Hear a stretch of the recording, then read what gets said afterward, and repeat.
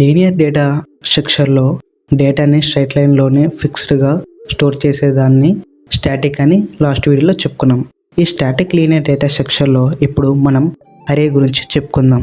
Example students marks లిస్ట్ని తీసుకుందాం. ఒక క్లాస్లో స్టూడెంట్స్ మార్క్స్ 1 నుండి 50 వరకు సిరీస్ వైజ్గా ఉంటాయి. ఈ మార్క్స్ అన్నీ ఒకే స్ట్రైట్ లైన్లోనే స్టోర్ చేస్తాం.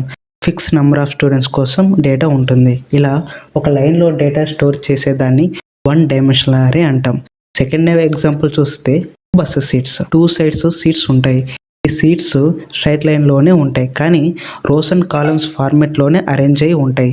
సీట్స్ నంబర్స్ కూడా ఫిక్స్డ్గా ఉంటుంది. ఇలా రోస్ కాలమ్స్ ఫార్మేట్లో డేటా స్టోర్ చేసేదాన్ని 2 డైమెన్షనల్ అరే అంటాం. అలానే డేటా స్ట్రక్చర్లో అరేస్ని మెయిన్లీ 2 టైప్స్గా డివైడ్ చేస్తాం. వాటిని 1 డైమెన్షనల్ అరే, 2 డైమెన్షనల్ అరే అంటాం. అలానే అరేస్ ఎక్కడ యూజ్ చేస్తాం? అరేస్ని మనం ఆల్మోస్ట్ ప్రతి సాఫ్ట్వేర్ ప్రోగ్రామింగ్లో అప్లికేషన్లో యూజ్ చేస్తాం.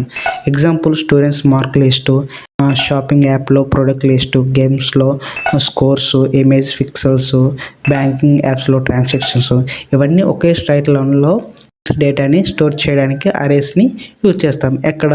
సాఫ్ట్వేర్ ప్రోగ్రామింగ్లో. ఓకే, నెక్స్ట్ అరేస్లో డేటాని మేనేజ్ చేయడానికి మనం మెయిన్గా 3 ఆపరేషన్స్ యూజ్ చేస్తాం.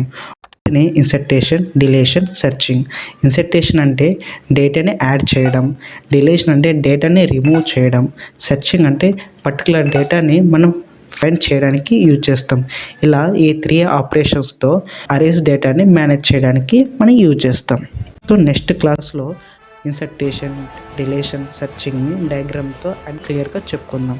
ఓకే.